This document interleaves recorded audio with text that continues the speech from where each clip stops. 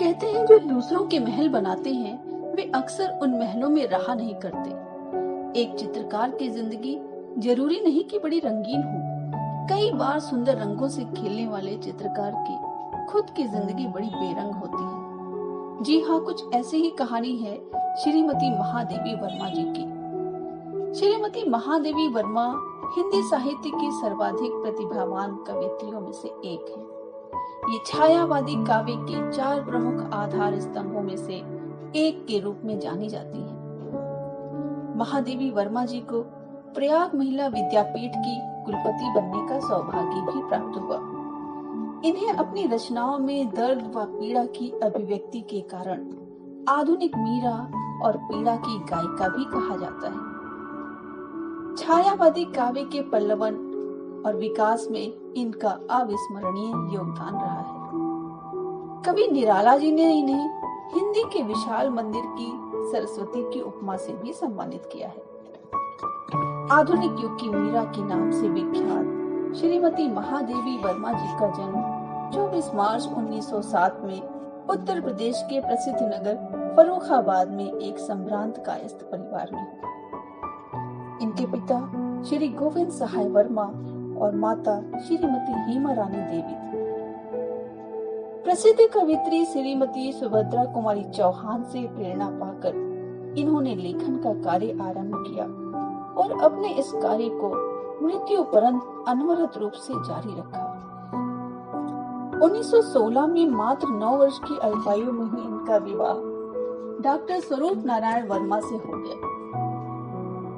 महादेवी जी की प्रारंभिक शिक्षा इंदौर के मिशन स्कूल में हुई थी, परंतु अल्पायु में ही विवाह हो जाने के कारण तथा ससुर के महिला शिक्षा विरोधी होने के कारण उनकी आगे की शिक्षा में व्यवधान आया। किंतु ससुर के निधनोपरांत उन्होंने अपनी शिक्षा के इस टूटे क्रम को जोड़ते हुए 1920 में मिडिल, उसके बाद प्रयाग विश्वविद्यालय से बीए और 1932 में प्रयाग विश्वविद्यालय से ही संस्कृत भाषा और साहित्य में एमए की परीक्षा उत्तीर्ण की।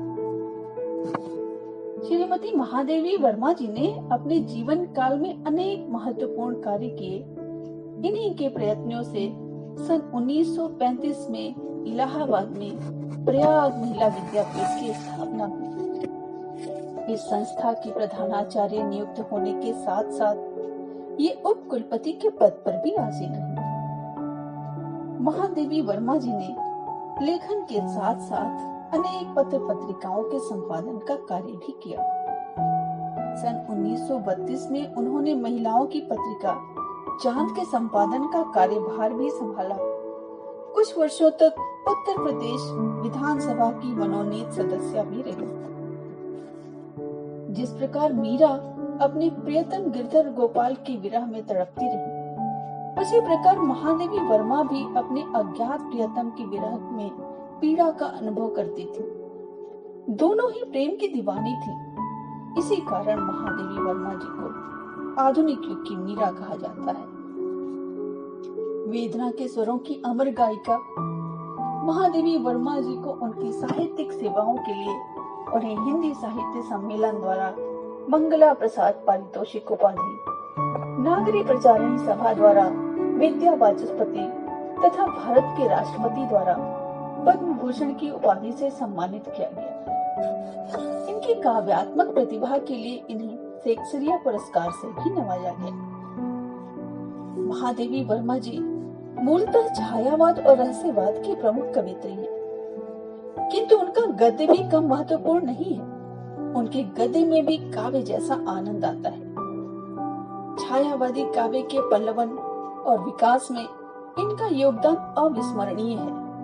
अपनी काव्य की विरह वेदना और भावात्मक गहनता के कारण वे अद्वितीय समझी जाती रही हैं। निहार, रश्मि, नीरजा, सांध्य गीत, दीपशिखा व सप्तपर्णी आदि इनके काव्य संग्रह तथा अतीत के चलचित्र, स्मृति की रेखाएं, पद के साथी, मेरा परिवार और परिक्रमा जैसी गद्य साहित्य की रचनाएं, श्रृंखला की कड़ियां, निबंध संग्रह, ये सारी इनकी महत्वपूर्ण रचनाएं हैं। जीवन के अंतिम समय तक साहित्य साधना में लीन रहते हुए 80 वर्ष की अवस्था में 11 सितंबर 1987 को प्रयाग में वेदना की महान गायिका कवित्री श्रीमती महादेवी वर्मा जी ने अपनी आंखें सदा सदा के लिए बंद करी। मरणोपरांत इन्हें भारत सरकार की ओर से पद्म विभूषण पुरस्कार से भी अलंकृत किया गया।